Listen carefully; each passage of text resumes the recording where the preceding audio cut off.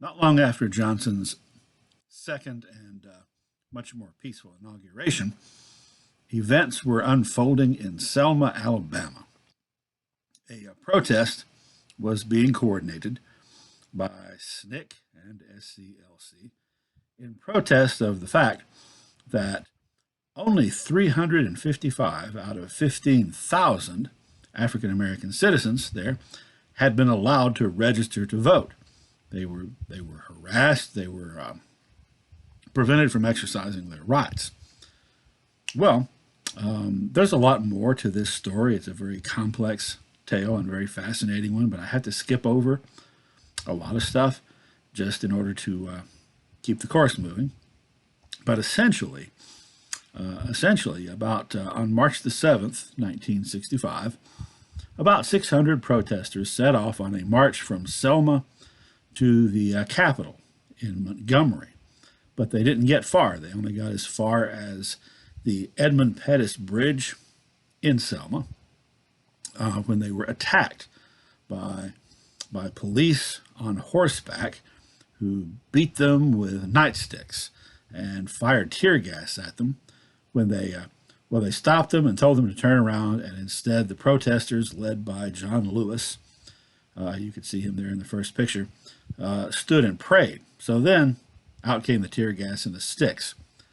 Lewis was beaten severely, so severely that his skull was fractured. And with blood streaming down his head, he appeared on camera, a newsman's camera, challenging the president to do something about this, to make it safe for black people to vote in America. Well, another attempt was made. Actually, a couple of attempts were made. That's part of the more complex story. And a couple of people were killed by police and the angry racist mob.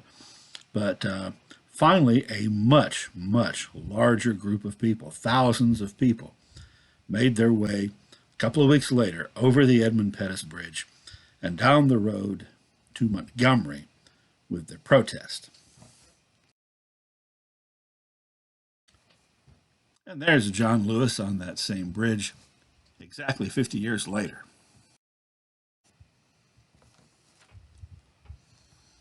President Johnson called Selma a milestone in mankind's search for freedom and called for a federal law guaranteeing the right to vote. And in that speech, he quoted the popular, traditional African American spiritual that was being used by many in the civil rights movement: "We shall overcome." This led to the Voting Rights Act of 1965, which was a law that required certain states and certain, sometimes in some states just certain counties, who had a tradition of impeding the right of minorities to vote. It required those areas to submit to federal supervision and get federal permission before they changed any voting laws. That was to prevent them from passing laws designed to prevent African Americans or other minorities from voting. And in line with this, the 24th Amendment was passed, which finally specifically banned the poll tax, which was an age-old tool that people in power had used to prevent those they didn't want to vote and who were poor from being able to vote.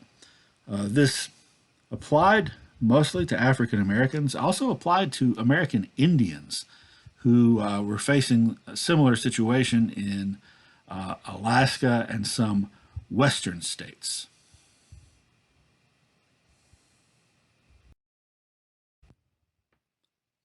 In his second initiative, President Johnson rolled out a series of dream initiatives of his that came under the umbrella title of the Great Society.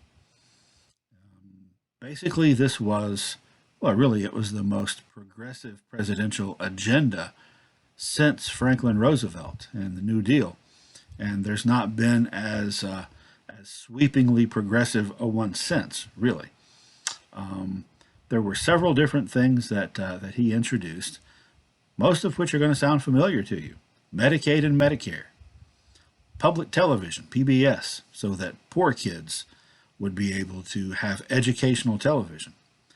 The NEA, that is the National Endowment for the Arts, he called for education reform, for the establishment of the Equal Employment Opportunity Commission, and three new cabinet positions: transportation, housing, and urban development.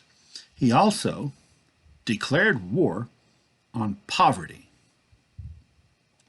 Some of his programs there included things like food stamps, Head Start, free legal services for poor people, free job training programs for poor people, and an inner city version of the Peace Corps called Vista, things which are still in place today and still helping people. The need for this war on poverty was made obvious by, among other things, a book by Michael Harrington called The Other America, which was about poverty in southern Appalachia, essentially pointing out that a large majority of people living in that region, who happened to be white, most of them, were also extremely poor. And so these things were put in place to try to help ameliorate that situation. In recent years, you often hear politicians, particularly those of a certain party that Johnson was not in, speak about the war on poverty and the Great Society as a massive failure. They say, well, look how bad things are now, 50 years later. That was a terrible idea to provide that so-called social safety net for people that just enabled lazy people to game the system, essentially. Look there, that proves it doesn't work. Well, that's kind of selective memory. If you look at this chart that shows the poverty rate over time from 1959 to 2009, the top line is the actual number of people living in poverty in America. The bottom line is the poverty rate, that is the percentage of people. Look where both of those lines were in 1960. And then look where they were in 1970. Notice that the poverty rate and the number of people in poverty substantially declined in just a few years.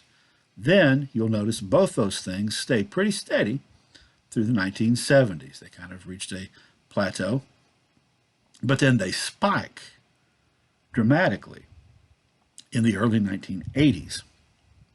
Spoiler alert, those are the Reagan years, during which time Reagan, who had the total opposite philosophy of Lyndon Johnson, and in fact had been a very strong supporter of Barry Goldwater, lowered taxes substantially for the wealthier percentages of Americans and undercut a lot of those social programs.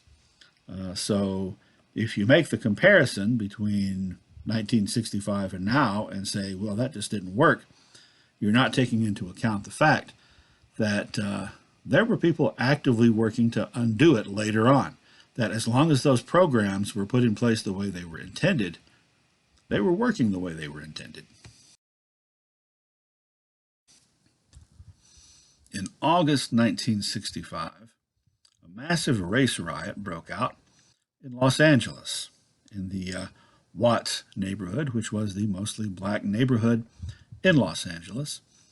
And it was a different kind of race riot than any we have discussed before, but it would become the norm. Now, prior to this, whenever we've talked about race riots, beginning with the New York City draft riots of 1863, it has always been an angry white mob wreaking havoc in a minority neighborhood, usually African American, but sometimes other groups. This time, it was a lot of angry African American people in the black neighborhoods who were being being destructive. And the spark that set it off was when an African American man was pulled over by the police, and there was an altercation that led to them beating him. And there were reports that a pregnant woman who was on the scene and tried to intercede was also beaten by the police. And this led to an angry backlash that spread throughout the neighborhood and lasted for several days. There were hundreds of buildings destroyed over the course of this, and 34 people died. Two policemen and one fireman, all three of whom died in accidents, and 23 people who were killed either by the police or by the National Guard who were called in. So that leaves 8 civilian on civilian murders, and I'm not sure how that falls out. But it was like I say, it was a different kind of riot. Some historians refer to it now as the Watts Rebellion, striking back at the oppressive system. There was a lot of police brutality. Los Angeles had been known for decades for its corruption and for the brutality of its police force. After this event, President Johnson called for a commission to investigate and try to determine what the causes of this incident were and what could be done to prevent such things from happening in the future. And it took them a couple of years of research before they finally printed up their findings and presented it to the president as the Kerner Commission report in 1968. And here's what they concluded. What caused it? White racism. White racism and black poverty and frustration. What needed to be done? There needed to be public housing, and there needed to be a more diverse police force, and a police force trained to be more sensitive. Well, it's a good thing those problems were taken care of and that sort of thing didn't happen anymore, your professor said sarcastically, because most of the riots that have occurred since then have followed this template. Almost all of them have been ignited by the spark of police brutality and have resulted in angry and frustrated backlash.